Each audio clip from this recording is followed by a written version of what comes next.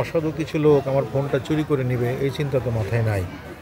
বাবার লাশ সামনে, সেদিকে লক্ষ্য, চোখের পানি থামছে না, বুকের ভিতরে সবসময় কষ্টের আর্তনাদ চলছে।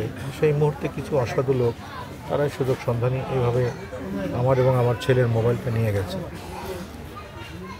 আমার এই গ্রামীণ ফোন অনেক পুরানো ফোন নাম্বার, এটা গ্রামীণ ফোনের প্রথম দিককার নাম্বার। আমি এখনও পর্যন্ত এই ফোনটা উদ্ধারের ব্যাপারে ওইভাবে জোর তৎপর চালাইনি। কিছু জায়গায় আমি ইনফরমেশন দিয়েছি, তো হয়তো সেই অসাধু চক্র যেহেতু ফোন চুরি করতে পারে, তাদের ভিতরে আরও অনেক রকমের দুষ্টুমি থাকতে পারে। আমি দেশবাসীর কাছে আহ্বান জানাবো, আমার মোবাইল নাম্বার যেটি চুরি হয়েছে 01711, এই নাম্বার থেকে যদি ফোন করে কেউ টাকা চায় বা অন্য কোনো অকারেন্স করে আমার উপরে দায়ভার দিতে চাই, সে ব্যাপারে সতর্ক থাকবেন। এখন থেকে আমার মোবাইলটা আমার কাছে নাই, আমি উদ্ধার হলে আবার আপনাদের মাধ্যমে জানাবো যে আমি ফোনটা পেয়েছি। ততক্ষণ পর্যন্ত এই নাম্বার থেকে যেই ফোন করুক আপনারা সতর্কতার সাথে কথা বলবেন এবং যে কোনো রকমের হয়রানি থেকে নিজেকে মুক্ত রাখবেন।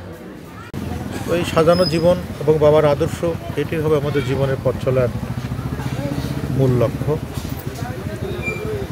এখন পৃথিবীতে যে জন্ম নিয়েছে তার মৃত্যু হবে, এটি স্বাভাবিক।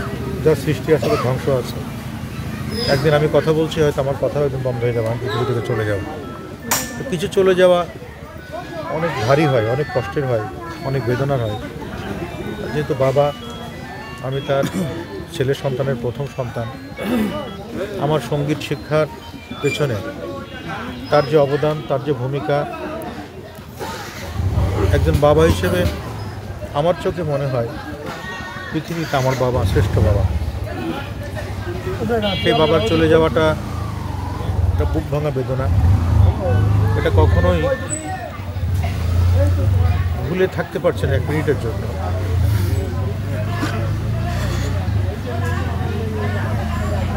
সবসময় মনে হচ্ছে আমাকে বলছে এটা করো না ওটা করো। যখন বাবাকে নিয়ে গানটি গাইলাম, বাবা তোমার ছেলে আজ বড় হয়েছে, চারিদিকে কত সুনাম, তুমি কিনে দিয়েছিলে হারমোনিয়াম, এই গানটি নিয়ে বাবা কত রকম খুশি। বললাম বাবা আমার ছেলে আমার যোগ্য সম্মান দিয়েছে। যখন গান শেখা শুরু করলাম, অনেক চড়াই উতরাই পেরিয়ে এই বাবার সাহসে, বাবার দিক নির্দেশনায় আজকে আমি একজন মনের ফল, সাধারণ মানুষের ভালোবাসা, এলাকার মানুষের দোয়া, আমার গুরুজনদের দোয়া ভালোবাসায় সেই বাবা চলে গেছে। আসলে খুব সহজ করে বলা আমার জন্য কঠিন। আল্লাহ ব্যস্ত নসিব করুক। আমি সবার কাছে দোয়া চাই, দেশের মানুষ যারা দেশে এবং বিদেশে অবস্থান করছেন সকলের কাছে দোয়া চাই, বাবা যেন আল্লাহ তার শান্তিতে রাখেন, তার আত্মার শান্তি কামনা করছি, ব্যস্ত নসিব যেন করেন।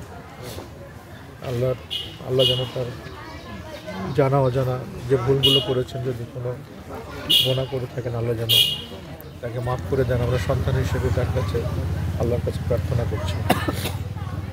বাবাকে যখন কবরের মধ্যে নামালাম, বারবারই মনে হচ্ছিল বাবা তুমি যাও, আমি আসছি।